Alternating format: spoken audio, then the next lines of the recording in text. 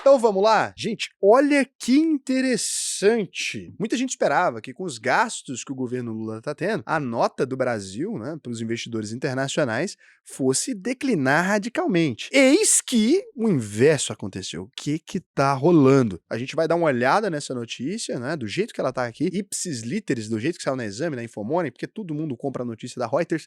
E aí, depois disso, eu vou dar os meus 2 dedinhos de prosa aí sobre essa história. Então, meu nome é Raul. Sejam muito bem-vindos aqui ao nosso distinto canal.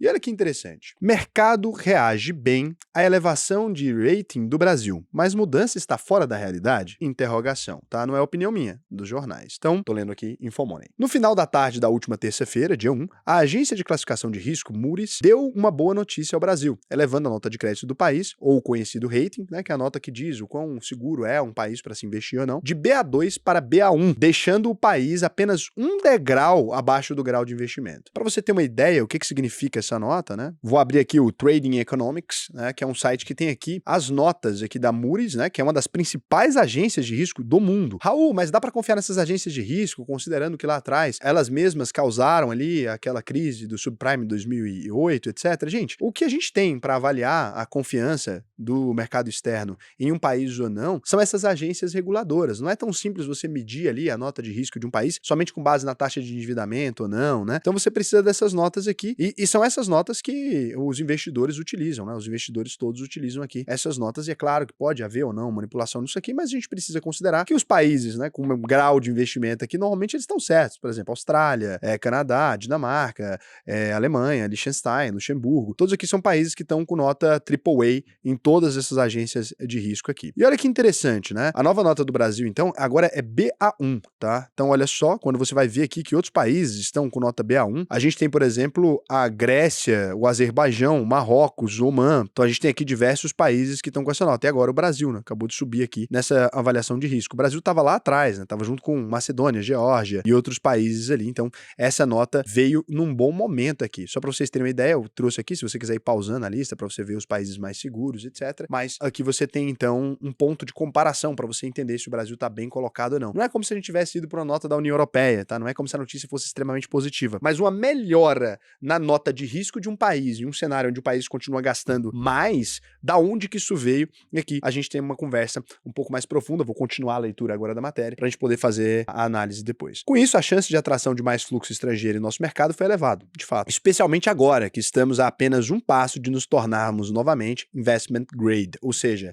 país com grau de investimento, né? Deixa de ser um país com grau de incerteza para ser um país com grau de investimento. A gente tá uma nota só de chegar nesse ranking novamente. Ranking esse que o país ocupou já lá atrás. Até mesmo na véspera, as taxas futuras de juros encerram a sessão de terça-feira com um forte fechamento ao longo de toda a curva, uma vez que o rating elevado levou à retirada de prêmios de risco de ativos locais. Quem destacou isso foi a XP Investimentos. Apesar de comemorada no mercado, sendo um dos fatores para a elevação do real frente ao dólar e alta do Ibovespa nessa quarta-feira, no dia 2, a decisão da Moody's também surpreendeu e foi considerada polêmica, principalmente por se basear em uma melhora no fiscal, um dos pontos fracos da economia brasileira, e que volta e meia tem preocupado investidores e a mãozinha invisível do mercado, né? Conforme destaca a Ágora Investimentos, a corretora do Bradesco, o desconforto com as contas do governo segue no pano de fundo e há um incômodo com a decisão do governo de reduzir contingenciamento de gastos e começar a mirar na banda de baixo da meta de superávit primário, ou seja, arrecadar mais do que gasta, o que pode ser arriscado se o crescimento desacelerar, pois reduziria a arrecadação e a possibilidade de cumprimento das metas do arcabouço fiscal, o que contrasta com a visão positiva da agência. Aqui, quem está dizendo isso é a Ágora, não foi a agência que disse lá fora. Então, o Bradesco está assim, a Moody's está falando isso aí, mas tem isso, isso e isso aqui, entende?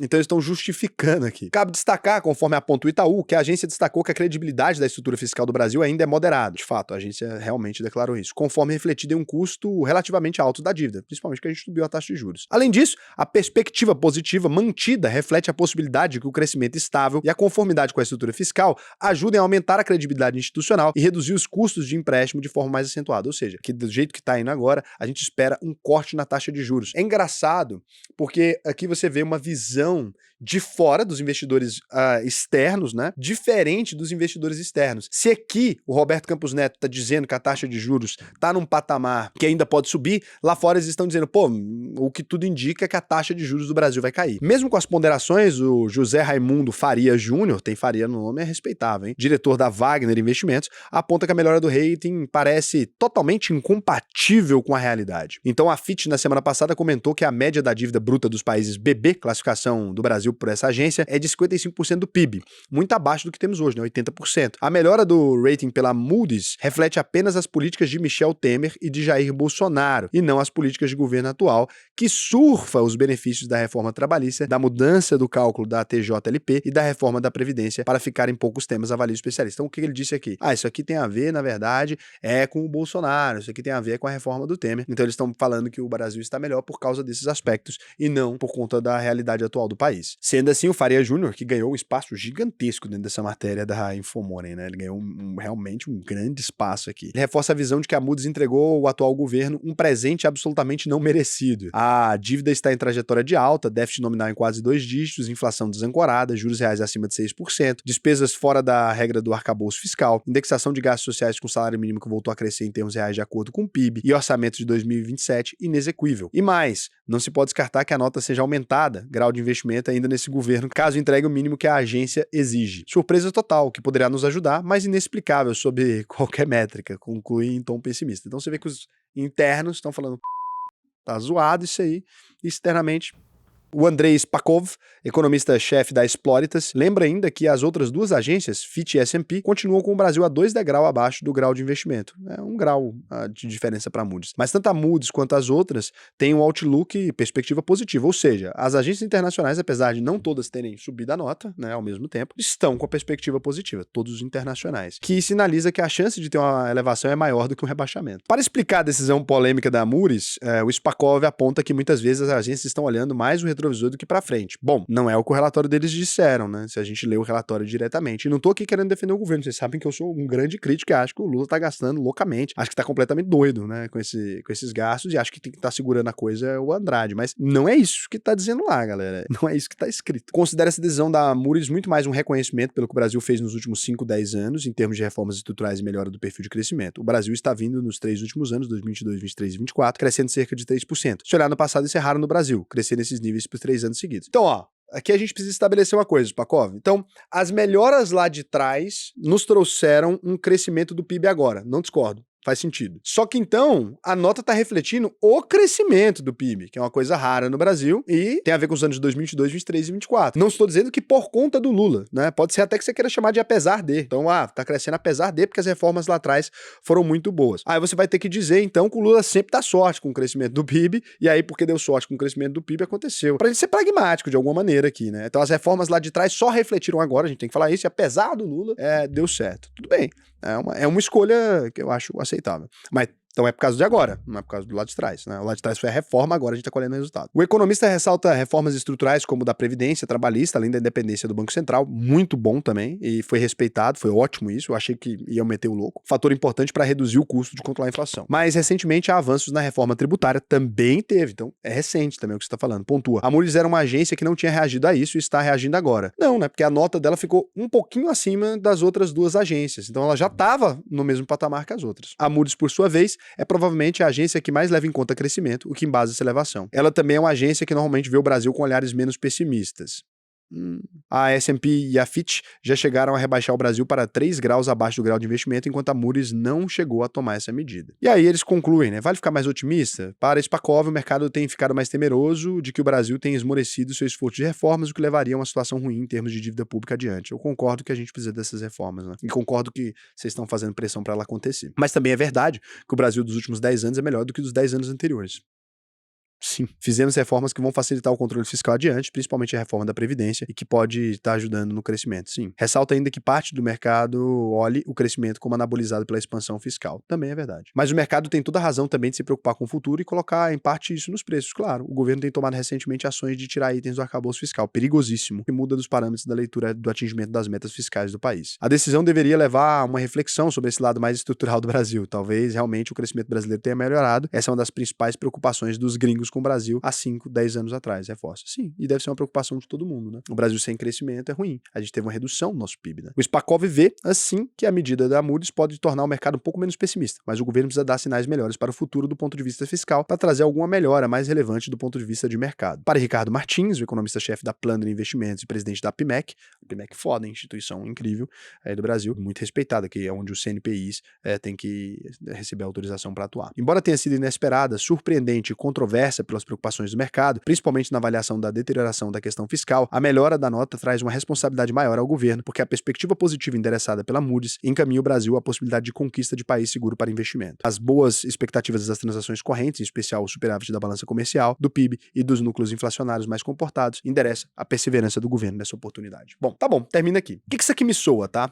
Não sei se vocês lembram, durante o governo Bolsonaro, toda vez que tinha um indicador bom, né? A imprensa, em geral, no Brasil, os jornalistas brasileiros, eles são de esquerda. A gente tinha ali, então, quando o Brasil recebeu uma notícia positiva, houve uma despiora de tais índices. Quando a gente teve uma geração de emprego acima, olha, o Brasil gera emprego, mas ainda é pouco. Toda notícia que tinha de positiva relacionada ao governo Bolsonaro, lá naquele período, ela era considerada uma notícia que recebia críticas. Então era assim, se tinha que dar um fato positivo, a gente tinha que acrescentar algum fato negativo em tudo que o Bolsonaro fazia. Então, tipo assim, caiu o preço da gasolina, Bolsonaro manipula pra cair o preço da gasolina. Se caiu o preço do gás, ou dava um auxílio, Bolsonaro faz auxílio populista. Eu não sei se vocês se lembram, mas parecia que a imprensa passou 4 anos sem conseguir destacar nada de positivo dentro de um governo. Quando a gente olha pro mercado financeiro, a gente tem o mesmo viés. Normal. Então, é o mesmo viés. A gente tem esse viés do mercado financeiro, só que pro outro lado. Então, como a gente tem uma discordância, e todo mundo do mercado financeiro discorda da política fiscal do Lula, porque não tem condição, né, porque ele gasta demais, etc., os números virem positivos,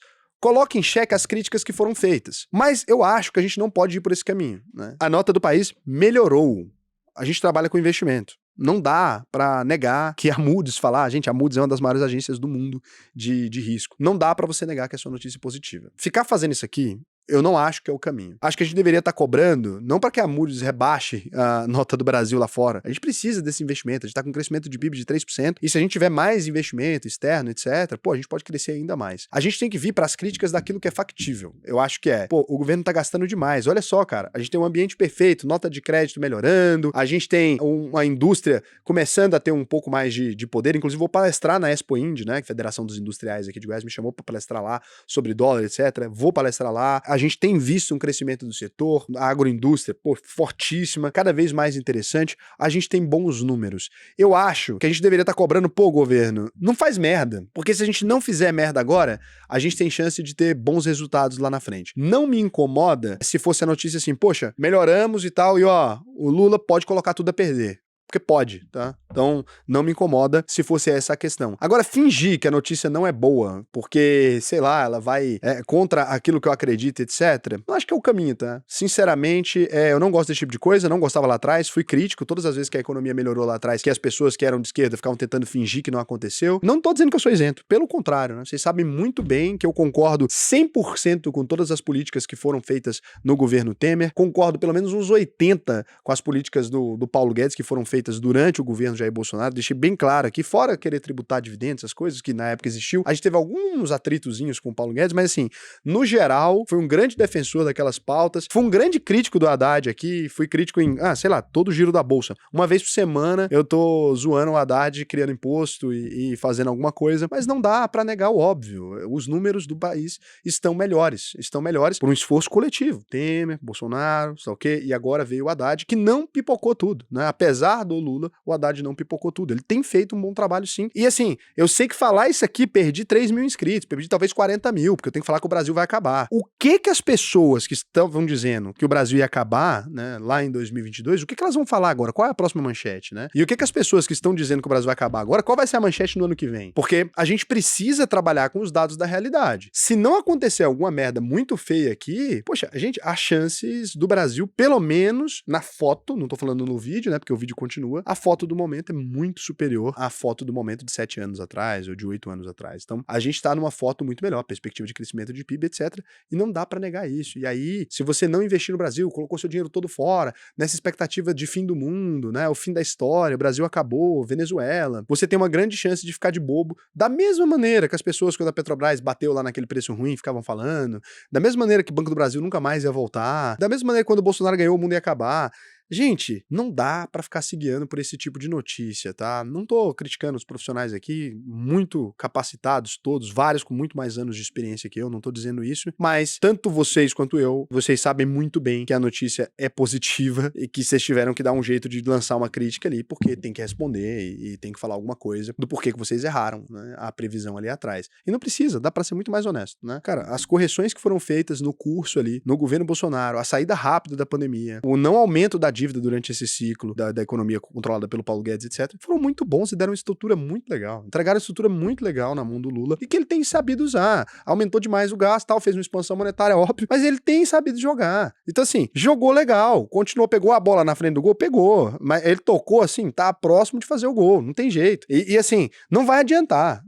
Pegou um negócio redondo, né, porque o Temer pegou o país em frangalhos, da Dilma, né, o negócio deu uma estruturada, o Bolsonaro deu uma encorpada, ainda pegou uma pandemia no meio, mas o Paulo Guedes foi brilhante, acredito nisso. Campos Neto tem feito um trabalho sensacional, assim, lindo, né, com o Banco Central Autônomo. A galera tem jogado. O time tá bom. Então, assim, é óbvio que poderia ser melhor. É óbvio que essa mudança agora pro Galípolo, a gente não sabe se isso permanece, né? Eu tenho lá minhas ressalvas, mas os números estão legais, né? E se você quiser, né, aprender a investir sem se guiar por viés de notícia, investir de verdade, que eu te recomendo é que você acesse aí alvp.com.br, clica no botão Faça a sua análise de perfil, preencha o questionário pra gente direitinho aqui, responde com calma, e vai ser um prazer te ensinar a investir, não só no Brasil, como no mundo inteiro, porque quando o dólar baixa é sempre bom comprar, né? Se ele der uma baixadinha agora, é um bom momento pra você tirar seu dinheiro. Nesses momentos você tem que tirar, né? Quando o dólar tá no topo, né? Na hora que ele tá legal ali, você aproveita pra mandar uma parte pra fora. A gente tem uma plataforma de investimentos Brasil, internacional, tem tudo, então você consegue acessar aqui. Então vai ser um prazer te ensinar a investir, e lembrando que a UVP tem a garantia de que se você não aprender a investir, eu devolvo 100% do seu dinheiro. Só vendo aqui se tem alguma pergunta agora, né? Lembrando, pergunta 2 pontos você coloca, e eu leio várias perguntas aqui. Se colocar um peixinho na frente fica mais fácil. Peixinho na frente fica mais fácil, que a gente já sabe que você é sardinha raiz, mas aí você ensinou o segredo. É o segredo. Então vou ver se tem alguma pergunta aqui. Eu fiz um vídeo sobre 4 lições sobre dinheiro que eu tirei da Psicologia Financeira do livro, né? Eu tô fazendo resumo de livros aqui, inclusive se quiser comentar um livro pra eu resumir. E o Dark João, eu fiz uma piada, né? Você era filho do dono mesmo, se foi, teve seus privilégios, mas você está certo sobre não se comparar com outro. Não, eu nunca fui filho do dono do jornal, mas é que como eu virei diretor do jornal muito cedo, tanto quem trabalhava lá, né, quanto as pessoas que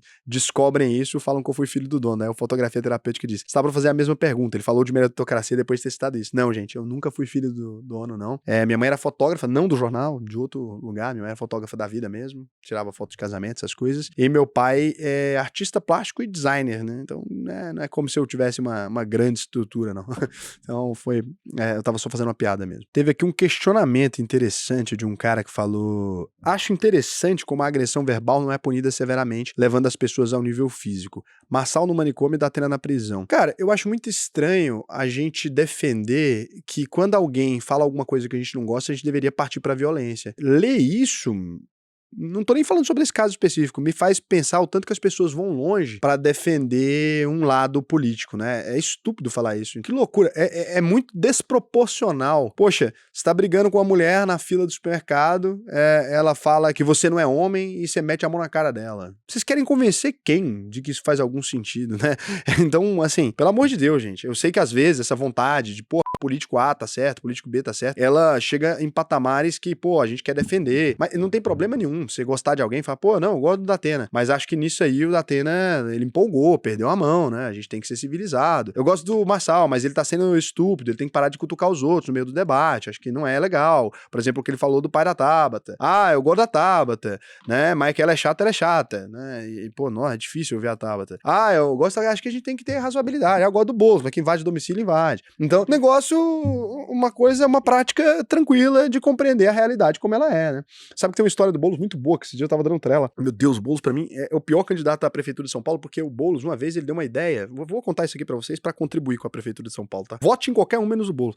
O Boulos, uma vez, as pessoas estavam discutindo com ele num programa sobre déficit. Déficit é quando o governo gasta demais, né? E como é que é corrigir o déficit da Previdência. Sabe o que o Boulos respondeu? Você contrata mais funcionários públicos para resolver o déficit da Previdência. Então você pega mais dinheiro do governo e gasta. Por quê? Porque aí eles vão ter uma contribuição, né? A contribuição da Previdência e vai contribuir com a Previdência. Então você gasta 1.000 e pega de volta R$100 e você tá contribuindo com o déficit. Com um déficit a mais só de 900. E ele falou isso a sério, a proposta. Tem o Boulos falando isso muitos anos atrás, tá? Então assim, eu tenho pra mim que o Boulos, como a maioria das pessoas de humanas, né? Ele nunca pegou no livro de exatas na vida. E aí tem uma história do Boulos, já que eu contei essa aqui agora, é porque eu não quero fazer vocês pensarem nele como um sujeito simpático e votarem no Boulos. Então eu tive que atrapalhar a simpatia primeiro, mostrando o grau de dificuldade cognitiva. Então, quando o Boulos estava contando, né, uma história muito boa essa história. Ele estava contando que ele foi chamado por um empresário para ir num apartamento e tal. Você sabe igual lá em casa, que você sobe num andar e você já sai dentro da sala? Lá no meu apartamento tem gente que arranca aquela parede e, pô, você fica já com o elevador dentro da sala mesmo. Uma entrada por andar só e todos os apartamentos têm um elevador privado. Então, você desce dentro do apartamento. Daí ele foi chamado para ir num desse. Era bloco B e ele errou, por exemplo, e foi parar no bloco C. Então lá tem 2 torres no meu prédio, né? Então você poderia ir no bloco A ou bloco B e tal. Ele foi no outro, no contrário, só que na cobertura. Ele apertou e apareceu dentro da sala de uma família jantando. E daí as 2 crianças viram ele e começou assim, pai, o Boulos começou a chorar, o Boulos veio pegar a nossa casa e tal. A chorar desesperado, assim. E daí o cara, ele tava de costa pro Boulos, deixa de besteira, menina, e ela olha pra trás e tal. Daí o cara viu, era o Boulos, de fato. Ele errou o andar. E aí o cara disse, que é isso? O que você tá fazendo aqui e tal? Tudo o que? E ele, gente, eu só errei o andar. Pelo amor de Deus. Não vou pegar a casa de vocês, não. Ainda não. Então é isso. Boa sorte aí pra todos os candidatos. Tô brincando com vocês aí, mas... Em Goiânia, hein? Espero que vença o menos pior. Em Goiânia, o Mabel já ganhou, né? Tá com 29%, tranquilo. Estamos seguindo aqui com a monarquia de Goiás, indicado pelo Caiado, tudo certo. Lá no Rio de Janeiro vai ganhar quem, hein? Não tenho noção. Tem nem quem tá concorrendo. Que é isso? Não tá sabendo da eleição no Rio de Janeiro, meu lindo? Rio de Janeiro, BH, as principais prefeituras aí. Eu poderia falar dos outros candidatos, mas aí vocês vão ficar falando que eu tô influenciando a política, mesmo que eu já doei pra um monte de gente, mesmo já tô influenciando de todo jeito. Eu falo mesmo. Doei foi quase 1 milhão. Beijo.